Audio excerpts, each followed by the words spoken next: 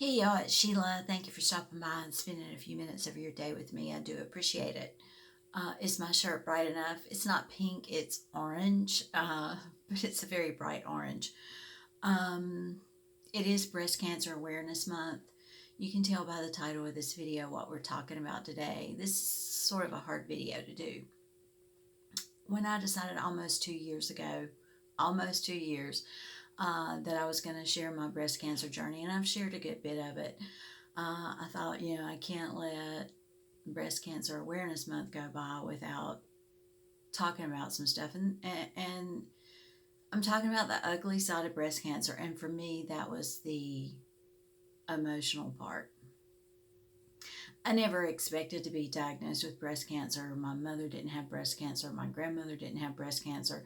I didn't take into consideration all the cousins on one side of the family that have had breast cancer. I just didn't think about it. I went for my mammogram every year, and every year I was called back for an ultrasound or a biopsy on the left breast, never the right.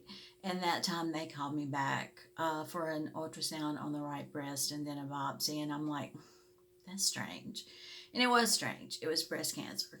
But my breast cancer would not have been detected without that annual mammogram. None of the doctors I went to could feel it.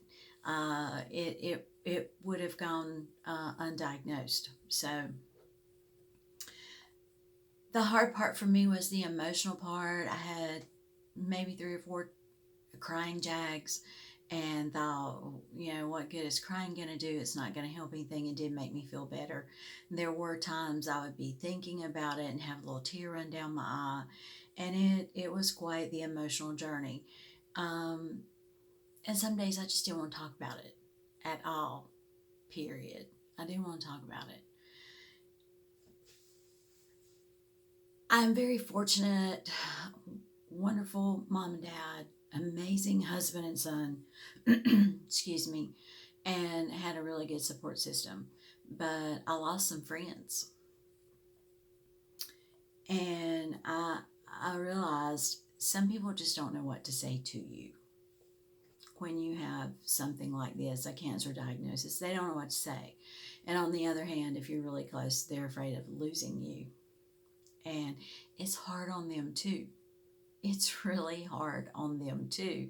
If there's someone you're very attached to and they get a diagnosis like this, it's hard on the friend. But on the other hand, I had some amazing friends. I had a couple of friends that had had breast cancer, and one in particular, Debbie.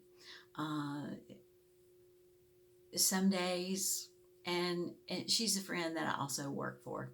Some days we wouldn't talk about it, and some days we would. And she knew how to read me because she had been there. And I reached out to a couple of online friends. I just didn't. I didn't talk about it a lot with a lot of people. Um, I'd always been pretty private about my health stuff, and I have some people that log on here just for the breast cancer stuff. Some people that communicate with me by email.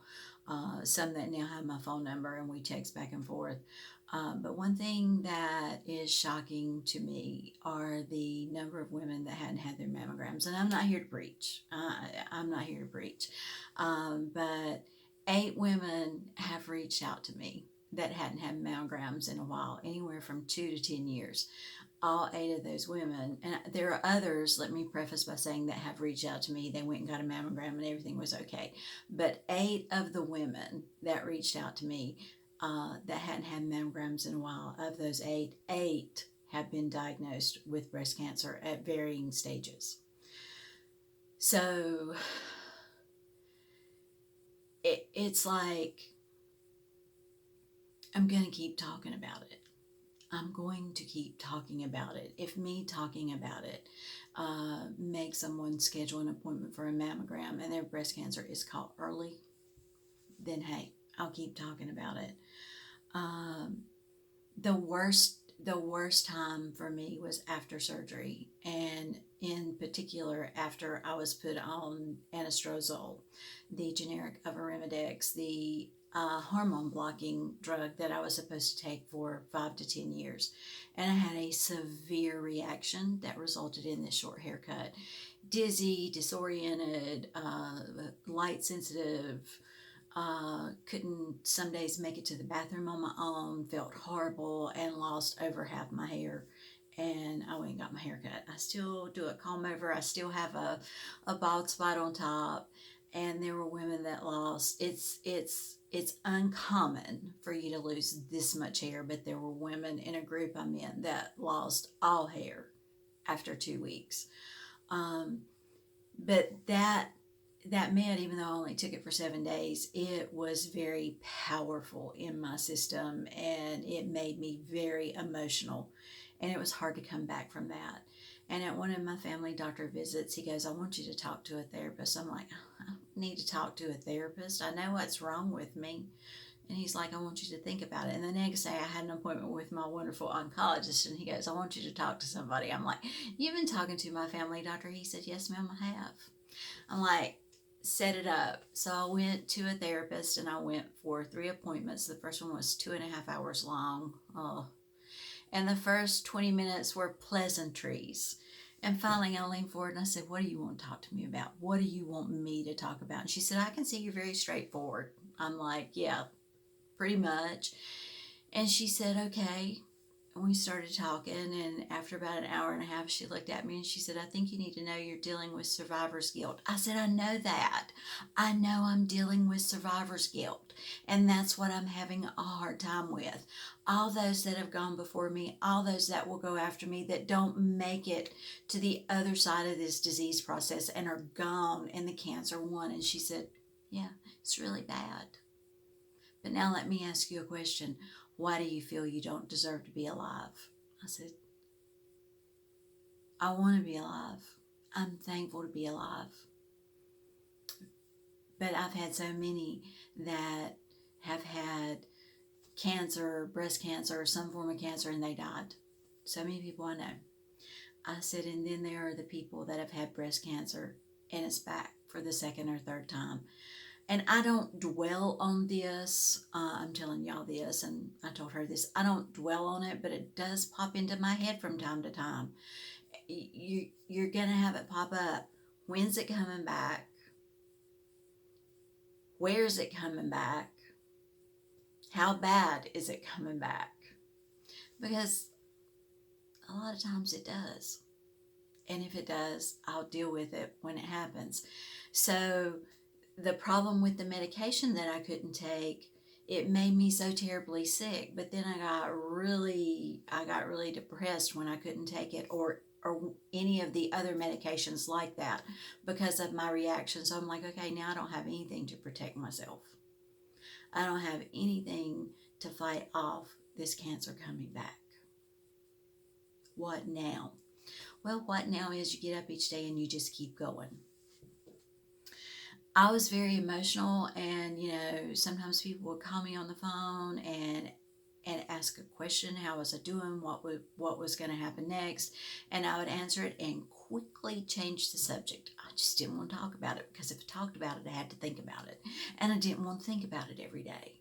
That's how I cope. I put things in pretty little boxes and I stack them up and I take them out when I have to. Well, that made some people not know how to talk to me. That made some people, think, "I'm going to call her, but what do I say? What do I say to her?" If someone, is going through that, they may want to talk about it and they may not. Just let them take the lead. And some people would say, "We don't have to talk about this if you don't want to." And, it's hard on both ends. I had a couple of friends I talked to quite a bit. One is my friend Sunny.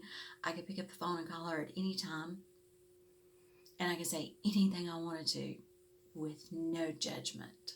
She never judged me, and I love her. I never went into this with, "Oh, why me? I have cancer. Why me?" Why not me? I'm just a speck on this earth like everybody else. I'm nothing special. I'm not some highly skilled physician that's out there saving lives or doing big important things in the world. Why not me? I'm no different from anybody else. So that wasn't anything I dealt with. And I've never felt like that. There were times I lashed out at my wonderful husband, and he could read me. He knew which days I would talk about it and which days I wouldn't. And, he knew when I was in one of those moods. And if I lashed out at him, he'd just come up and hug me and say, "It's going to be okay. We're going to get through this. It's going to be okay." On one particular day, I lost a friend. I was coming home from an oncology appointment, and we were on the phone, and she said something I didn't like, and I lashed out horribly, horribly. Now, any other day, in a different mindset, and I'm not making excuses, but any other day, I wouldn't have reacted like that. Your emotions are so, what is that? Hair triggered when you're going through something like this, and I handled it terribly, terribly. And, I can't go back. I can't unring the bell. So usually I can temper myself and think before I speak, and, but that day I didn't. And I'm very sorry. I want to talk about this pink ribbon. We'll save that for the next talk. This is getting a little long. We'll save the pink ribbon for the next talk, but I just want to say there's a lot that goes along with having a health diagnosis that sort of throws you for a loop, regardless of what it is. And you just have to take it one day at a time. And there's an ugly side to breast cancer, any form of cancer. There's always an ugly side to it. And it is Breast Cancer Awareness Month, and I hope you'll go schedule your mammogram.